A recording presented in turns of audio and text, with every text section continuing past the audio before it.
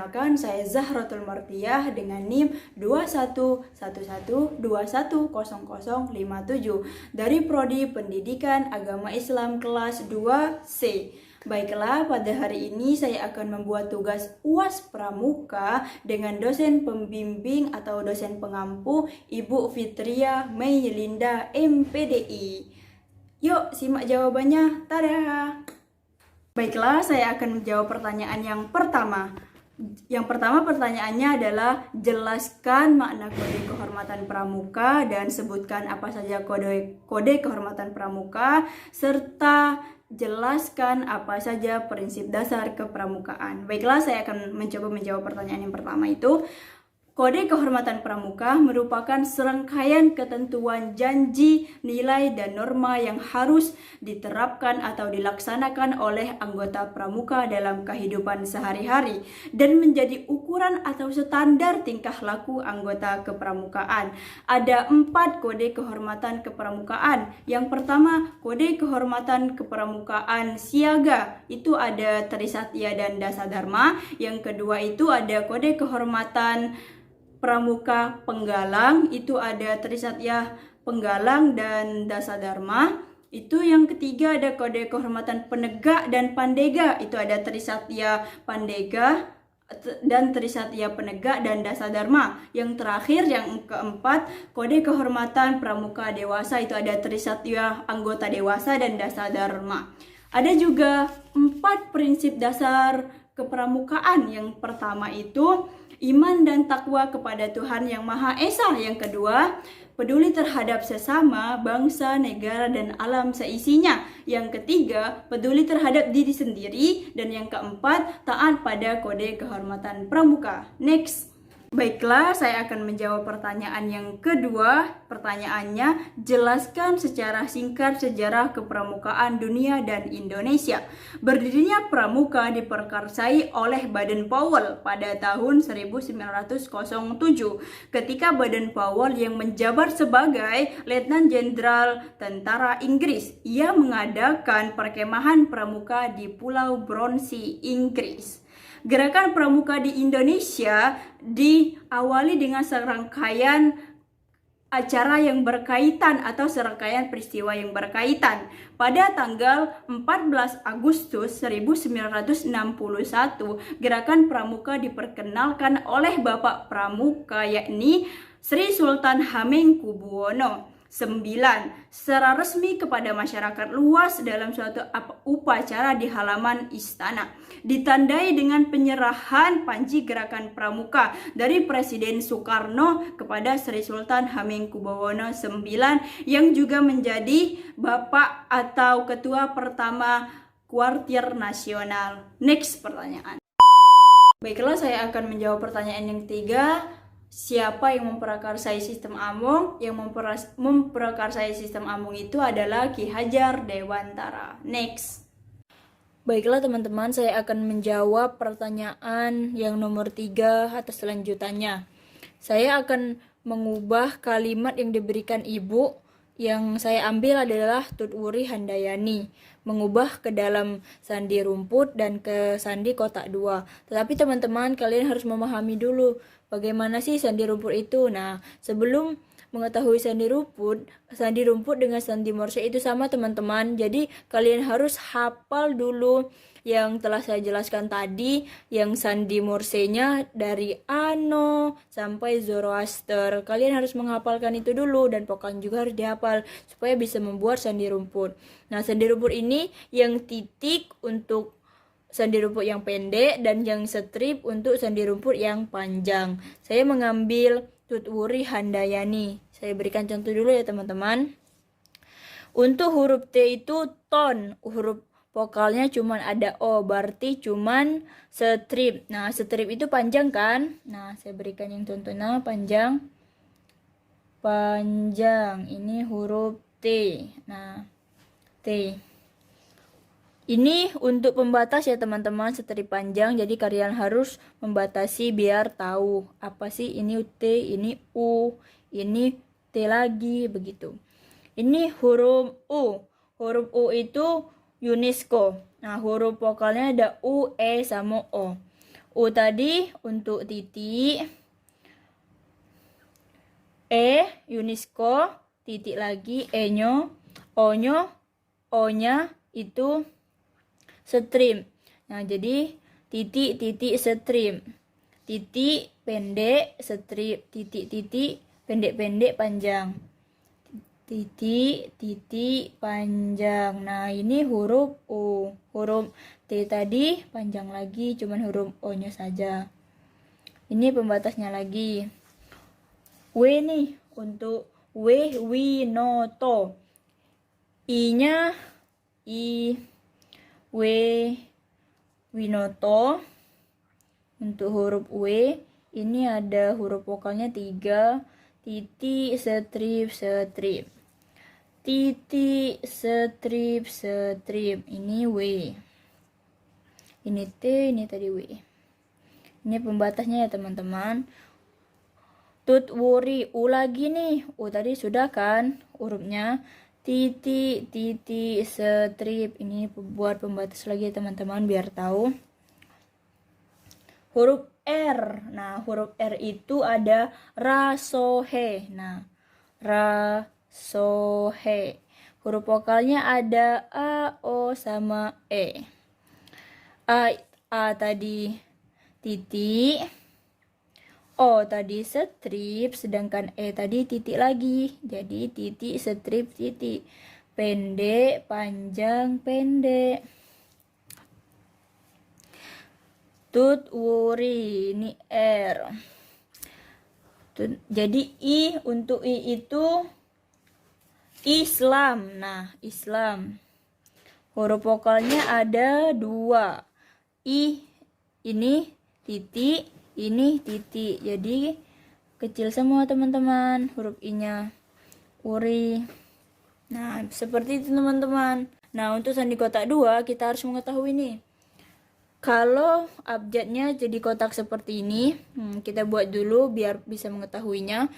Nah, setiap vokal huruf kedua itu titiknya 1. Setiap vokal huruf ketiga titiknya 2. Nah, setiap vokal pertama itu tidak ada titiknya. Setiap kolom itu mempunyai 3 huruf kecuali Y dan Z. Z-nya cuma 1 titik. Nah, contohnya tadi Tuturi Handayani. T-nya seperti ini. T. Kita kasih titik 1. Lihat teman-teman. Nah, T-nya di sini ya, karena kotaknya seperti ini kita buat seperti itu. Tut wuri berarti yang ininya U. U-nya titiknya 2. Nah, kita ambilkan U. Tapi mereka masih menghadap ke sini. Yang selanjutnya T lagi nih. T-nya tetap menghadap ke sini. Dikasih titik karena di atas T-nya ada titik. Kata selanjutnya tut wuri, wuri. W. W berarti seperti ini. Nah, ini W. Nah, U tadi titik seperti ini. R sekarang. R di sini teman-teman. Nah, kita ambil kotak seperti ini. Kita taruh 2 titik. Kita kasih 2 titik. I-nya 2 titik lagi yang ini. Kita tulis kotak seperti ini. Nah, kita kasih titik 2. Terus Handayani. Saya tulis dulu. Tun wuri. Nah, Handayani nih teman-teman. H seperti ini, titiknya 1. A-nya seperti di sini saja, tidak ada titik karena tidak ada titik di atasnya dan kotaknya menghadap ke sini. N-nya seperti ini teman-teman karena dia seperti ini. Nah, jadi kita bisa menulisnya dengan titik 1 di tengah. D itu seperti U karena tidak ada titik, bukan seperti U, seperti bentukan kotaknya seperti U maksud saya. A lagi nih, kotak seperti ini. Y sekarang. Nah, ini Y teman-teman. Y, kotaknya seperti ini. A lagi, seperti ini lagi. Sekarang A, tuturi, handa. Ntar saya tulis biar tidak keliru. Handa, ya, nih, N lagi nih, N. Nah, ini N dan I-nya seperti ini tadi. Titik 2. Nah, teman-teman, inilah contoh dari sandi kotak 2. Untuk mempermudah penghafalan sandi kotak 2, kita harus tahu ini dulu. Yang pertama itu setiap kotak pertama, yang huruf vokal pertama tidak ada titik. Setiap vokal kedua itu titik 1, dan setiap vokal ketiga itu titik 2. Nah, seperti itu teman-teman. Baiklah, saya akan menjawab pertanyaan yang keempat, yaitu jelaskan tentang organisasi Gerakan Pramuka. Gerakan Pramuka Indonesia adalah nama organisasi pendidikan non-formal yang menyelenggarakan pendidikan kepanduan yang dilaksanakan di Indonesia. Kata pramuka merupakan singkatan dari Praja Muda Karana yang artinya orang muda yang suka berkarya. Pramuka merupakan sebutan bagi anggota kepramukaan yang meliputi pramuka siaga 11 sampai 7 sampai 11 tahun, pramuka penggalang 11 sampai 15 tahun, pramuka penegak 16 sampai 20 tahun, pramuka pandega 21 sampai 25 tahun. Kelompok pramuka atau kelompok anggota lain dalam kepramukaan yaitu ada pembina pramuka, ada andalan pramuka, ada majelis pembimbing kepramukaan, ada krop pelatihan pramuka, dan lain sebagainya. Pamong Saka Pramuka, ada juga staf kepramukaan atau juga ada staf kuartir. Nah, kepramukaan adalah proses pendidikan di luar lingkungan sekolah dan lingkungan keluarga, dan bentuk kegiatan menarik, menyenangkan, sehat, teratur, dan terarah yang dilakukan di alam terbuka dengan prinsip dasar kepramukaan dan metode kepramukaan yang sasaran akhirnya pembentuk watak, akhlak, dan budi pekerti yang luhur. Next. Saya akan menjawab pertanyaan yang kelima. Yang pertanyaan itu, jelaskan apa itu administrasi kepramukaan dan mengapa administrasi kepramukaan dalam pramuka itu penting. Baiklah, saya akan menjawabnya. Administrasi kepramukaan adalah pengelolaan satuan yang meliputi pengorganisasian, pelaksanaan, perencanaan, atau pengendalian kepramukaan di satuan. Mengapa penting administrasi dalam kepramukaan? Karena untuk mempermudah dalam pencatatan, penyusunan data, dan informasi secara sistematis baik eksternal maupun internal. Next pertanyaan. Baiklah, saya akan menjawab pertanyaan nomor 6. Yang pertanyaan itu, jelaskan fungsi dan peranan kepramukaan dalam pendidikan bangsa. Baiklah, yang pertama ada peranan. Peranannya itu ada pramuka sebagai wadah pendidikan karakter anak muda. Nah, pengertian ini adalah kita sebagai anggota pramuka atau anak-anak pramuka, kita bisa membentuk jati diri kita untuk berkarakter yang akhlak, yang akidah, dan berfilsafat juga. Yang kedua itu ada membentuk kepribadian yang mudah beradaptasi. Nah, pramuka kan sudah mendunia, jadi kita bisa bersosialisasi lagi lebih tinggi dan memperbanyak wawasan tentang kepramukaan dunia dan Indonesia. Yang ketiga itu menciptakan karakter penuh tanggung jawab. Nah, ini yang paling penting nih kawan-kawan. Kan anak pramuka itu diharuskan untuk bertanggung jawab atas kepemimpinan, keanggotaan. Jadi siapapun yang menjadi anggota kepramukaan itu akan memiliki rasa tanggung jawab yang lebih dan sangat kokoh tanggung jawabnya. Yang itu ada 3 peranan yang saya ambil. Nah, itu ada fungsi kepramukaan juga dalam kepramukaan. Itu ada fungsi yang pertama adalah bagi peserta didik. Nah, peserta didik itu suka sekali dengan game, apalagi game yang menarik. Nah, itu bisa mengembangkan dan menambah wawasan peserta didik. Yang kedua itu bagi pembina atau orang dewasa. Nah, ini berfungsi sebagai pengabdian untuk meraih tujuan pendidikan kepramukaan. Kan kalau sudah menjadi dewasa dan menjadi pembina pramuka, maka bisa menjadi seorang guru. Yang ketiga itu ada bagi masyarakat. Nah, bagi masyarakat seperti kita yang kurang mendalami kepramukaan, tetapi pramuka masih berfungsi juga untuk kita sebagai alat pencapai sasaran dan tujuan dalam kehidupan berbangsa dan bernegara. Oleh karena itu, penyelenggaraan pendidikan kepramukaan harus dilaksanakan sebagus-bagusnya. Next, pertanyaan selanjutnya.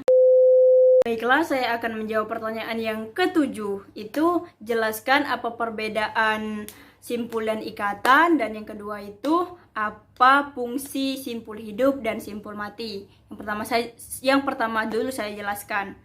Simpul adalah suatu teknik tali menali yang hubungannya antara tali dengan tali. Sedangkan ikatan adalah antara tali dengan benda lain, misalnya tongkat, kayu, dan lain sebagainya. Nah, ini ada fungsi simpul hidup dan simpul mati nih. Simpul hidup fungsinya untuk mengikat suatu benda dengan kuat, tapi mudah untuk melepasnya. Simpul hidup biasa digunakan untuk mengikat hewan. Dalam pramuka, simpul hidup digunakan untuk mengikat hewan saja. Tapi beberapa juga di kehidupan sehari-hari yang bisa kita terapkan, seperti mengikat sepatu, itu bisa digunakan untuk simpul hidup.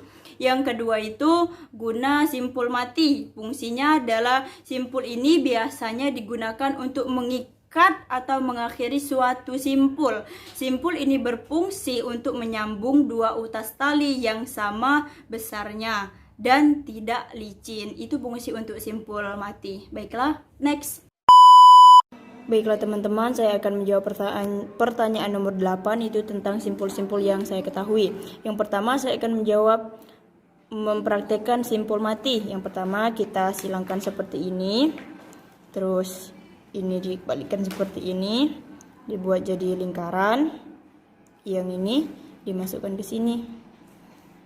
Kita tarik. Nah, jadilah simpul mati. Tada! Baiklah, saya akan menjelaskan simpul yang selanjutnya, yaitu simpul kembar. Yang pertama, kita ikat sebelah sini dulu. Ikat seperti ini. Nah, seperti ini. Terus kita ikat yang sebelah sini juga. Kita ikat seperti tadi juga. Seperti tadi. Nah, terus kita tarik di atasnya. Jadilah simpul kembar. Tara. Baiklah, di sini saya akan menjelaskan simpul selanjutnya, yaitu simpul hidup. Yang pertama, kalian bisa melingkar di sini. Terus yang kedua, yang ini dimasukkan ke sini. Terus kalian bisa menariknya seperti ini. Jadilah simpul hidup. Salah satunya bisa ditarik atau bisa dikencangkan. Nah, seperti ini. Itu bisa ditarik juga. Tada. Baiklah teman-teman, yang selanjutnya saya akan menjelaskan simpul pangkal. Pertama, kita tarik seperti ini. Nah, terus yang kedua, kita tarik seperti ini. Mereka harus sama teman-teman supaya bisa menyatu. Kita tarik seperti ini. Nah, jadilah simpul pangkal. Ini bisa jadi kencang simpulnya. Nah, seperti ini. Tada. Baiklah, di sini saya akan menjelaskan pertanyaan nomor 9, itu cara cepat menghafal sandi Morse. Sebagai orang awam, pasti kita akan, apa sih sandi Morse itu? Nah, di sini ada cara-cara untuk menghafal sandi Morse dengan cepat. Ano, Bonaparte, coba-coba, dominan, sampai Zoroaster. Nah, cara mudahnya itu seperti ini teman-teman.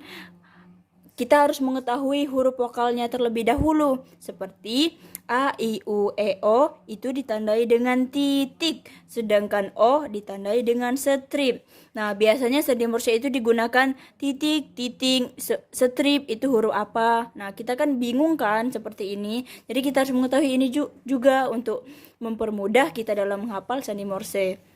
Nah, yang ano huruf vokalnya itu A sama O kan. Nah, A tadi titik, sedangkan O tadi strip. Jadi huruf A itu titik sama strip. Bahasa ininya itu ano. Nah, Bonaparte itu huruf vokalnya O, A, dan E. Nah, O tadi strip, A tadi titik, A lagi titik, dan E tadi titik. Jadi untuk Bonaparte itu strip, titik, titik, titik. Coba-coba nih huruf C. Coba-coba O, A, O, A. O-nya strip, A-nya titik, O-nya strip lagi, A-nya titik lagi. Jadi strip, titik, strip, titik. Begitupun yang D nih. Kan ada O, I, dan A.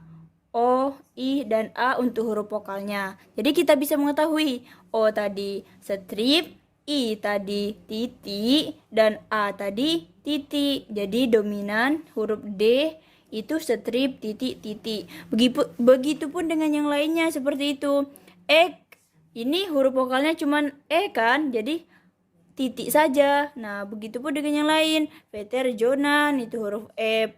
Kita mengetahui kita kalau ingin mengetahui dan menghafal sandi Morse harus menghafal semua nama-nama ini supaya kita bisa mengetahui mana yang huruf A, apa titik atau stripnya. Jadi seperti itu. Yang terakhir nih, Zoroaster contohnya. Huruf vokalnya O, A, dan E. O, A, dan E. Nah, huruf vokalnya itu O kan. O tadi strip. O tadi strip lagi. A-nya titik. E-nya titik. Jadi untuk huruf Z itu, untuk huruf Z, Zoroaster itu strip, strip, titik, titik. Nah, jadi kalau ingin mudah menghafal sandi Morse, kita harus mengetahui ini dulu teman-teman. Kita harus hafal dari Ano sampai Zoroaster dan mengetahui kan kita sudah mengetahui vokalnya A, I, U, E, O untuk titik dan O-nya untuk strip. Nah, baiklah mungkin itu saja cara mudah atau tips dari saya untuk cara cepat menghafal sandi Morse. Diterapkan ya teman-teman. Baiklah, pertanyaan yang ke-10 saya akan menyimpulkan kesimpulan tentang makalah kami dari kelompok 11. Secara istilah, sandi berasal dari bahasa Sanskerta yang memiliki arti rahasia atau menyembunyikan. Sedangkan dalam Kamus Besar Bahasa Indonesia, sandi memiliki arti rahasia atau kode. Jadi, sandi pramuka adalah tulisan dengan huruf. Sandi ini akan sulit dimengerti oleh orang awam seperti kita yang belum mempelajari sandi kepramukaan. Meskipun sandi ini disebut dengan sandi pramuka, namun penggunaannya tidak hanya dalam pramuka saja. Namun, sandi ini juga dapat dipakai oleh dunia militer dan polisi untuk kekuatan atau keperluan-keperluan tertentu. Sebagai misalnya tuh, pada zaman dahulu sandi ini sering digunakan untuk kode-kodean supaya musuh tidak mengetahui apa yang kita ingin sampaikan atau ingin kita jelaskan. Jadi bisa menggunakan sandi kepramukaan. Oleh karena itu mempelajari sandi pramuka bukanlah tanpa manfaat. Jadi guys, kita harus mempelajari kepramukaan meskipun kita bukan anak pramuka. Dan ada juga simpul merupakan hasil atau bentukan dari suatu atau satu utas tali atau dua utas tali. Beberapa simpul yang telah kita ketahui dan di kalangan pramuka ada simpul hidup, simpul mati, simpul pangkal, dan simpul jangkar. Dan ada banyak sekali simpul-simpul yang bisa kita gunakan. Tapi saya sebagai mungkin bukan anggota pramukaan asli, jadi saya cuma bisa memahami sebatas itu, simpul dan menyimpul. Ikatan adalah bentukan dari tali yang digunakan untuk mengikat barang atau benda. Jadi itu saja yang dapat saya simpulkan. Ada juga nih sandi Morse dan sandi semapur. Baiklah, saya akan menjawab pertanyaan selanjutnya, yaitu pertanyaan ke-11. Yang pertanyaannya itu, mengapa kepramukaan penting bagi pendidikan? Mengapa ya? Yuk simak. Kepramukaan sangat penting bagi pendidikan pada siswa untuk pengembangan diri di sekolah yang sedang di masa-masa transisi untuk mencari jati dirinya masing-masing dan sering mudah terpengaruh oleh hal-hal yang menyebabkan degradasi moral dan berbagai tindak pelaku negatif. Jadi dengan mempelajari pramuka, anak didik atau peserta didik bisa menghindari hal-hal yang negatif dengan jiwa kepemimpinan, sopan santun, kedisiplinan, dan juga anak kepramukaan itu bisa mempunyai rasa tanggung jawab yang besar. Pendidikan kepramukaan tidak hanya membuat siswa lebih berkarakter dan mempunyai prinsip. Nah, anak pramuka bisa mempunyai prinsip, kecakapan, berjiwa mandiri, berkepribadian kreatif. Nah, jadi guys, bisa dicoba nih untuk kawan-kawan yang tertarik dengan kepramukaan, bisa mendalami ilmu kepramukaan. Jadi pramuka, siswa bisa lebih tangguh dan mencintai alam semesta. Kan anak-anak pramuka biasanya berkemah, nah mereka bisa mencintai alam dengan lebih cinta lagi. Anak pramuka juga bisa menumbuhkan rasa tanggung jawab yang besar, kesopanan, kedisiplinan, ketakwaan terhadap Tuhan Yang Maha Esa. Itu mungkin saja yang dapat saya sampaikan tentang mengapa sih penting mempelajari kepramukaan. Next pertanyaan. Baiklah, saya akan menjawab nomor 12, cara membuat peta pita. Yang pertama itu kita harus membuat peta pita dari bawah terlebih dahulu ya teman-teman. Terlebih dahulu dari nomor peserta, misalnya kita nomor peserta 001 atau regu kedua atau gugus depan itu nomor 001 atau 88. Nah, skala itu 1:1000. Keterangan posnya itu dari 1 sampai pos 2 atau dari pos 2 sampai pos 3 dan seterusnya. Nah, peta pita ini digunakan untuk melakukan perjalanan atau hiking ya teman-teman. Ini pembuatannya ada nomor, waktu, jarak, arah, keterangan kiri, keterangan kanan. Nah, saya akan menjelaskan cara perjalanan pembuatan peta pita. Ini kita misalnya ingin berangkat dari jam 8, jaraknya dari 0 sampai 50 meter. Arah yang ingin kita tujui ke timur, di timur sekitar 20 derajat. Nah, ketika kita melakukan perjalanan di jalan keterangan kirinya, kita bisa menemukan misalnya jalan ini seperti ini tanda jalan, atau kita bisa menemukan sekolah di keterangan kiri, kita bisa menemukannya tanda sekolah, atau sebagai pun pohon kita bisa menemukan tanda pohon. Nah, untuk keterangan kanannya kita bisa menemukan misalnya rumah. Nah, itu ada konsep rumah. Ada juga jembatan misalnya, nah kita menemukan jembatan kita tulis, atau sungai, nah kita bisa menulis sungai juga. Nah, ketika sudah sampai ke 50 meter pada jam 8.30, kita pasti ingin istirahat sebentar sekitar 10 menit. Jadi kita buat di sini keterangan yang kedua itu jam 8.40 karena sudah istirahat sekitar 10 menit tadi. Ini arahnya, jaraknya ke jam 9.40 itu sekitar 50 meter sampai 80 meter. Arahnya itu ke utara sekitar 40 derajat. Nah, di utara ini kita bisa menemukan di keterangan kirinya misalnya ada ladang, ini seperti ini, ada jalan, itu seperti garis-garis seperti ini, dan ada pun sumur, kita tulis juga seperti sumur. Adapun di keterangan yang kanan, misalnya kita menemukan tanah kosong kan, nah gitu ada tanda tanah kosong seperti ini, ataupun masjid, nah kita buat masjid seperti ini. Begitupun dengan yang ketiga nih, dari kan jam 9.40, jam 9.40 kita istirahat sekitar 10 menit dari jarak 80 meter sampai 130 meter, arahnya ke barat. Nah, di barat itu kita bisa menemukan, misalnya di keterangan kiri kita menemukan tegalan, ini tandanya. Misalnya ada rumah juga, kita tulis keterangan rumah. Nah, misalnya di keterangan kanannya kita menemukan kuburan Cina atau Kristen. Nah, kita buat keterangan bentuk kuburan. Atau jalan. Nah, kita menemukan jalan, kita buat juga jalan. Nah, untuk kalau sudah disampai ke jarak 130 meter, kita buat tuh jamnya, waktunya sampai jam berapa, jam 10.30. Begitupun dengan tahap selanjutnya, kita buat seperti penjelasan yang tadi ya teman-teman. Mungkin itu saja penjelasan peta pita dari saya. Baiklah, mungkin itu saja jawaban dari pertanyaan-pertanyaan yang Ibu berikan. Saya Zaratul Mardia, mohon maaf bila ada kesalahan. Kepada Allah saya mohon ampun. Wabillahi taufiq wal hidayah. Wassalamualaikum warahmatullahi wabarakatuh. Bye bye. See you.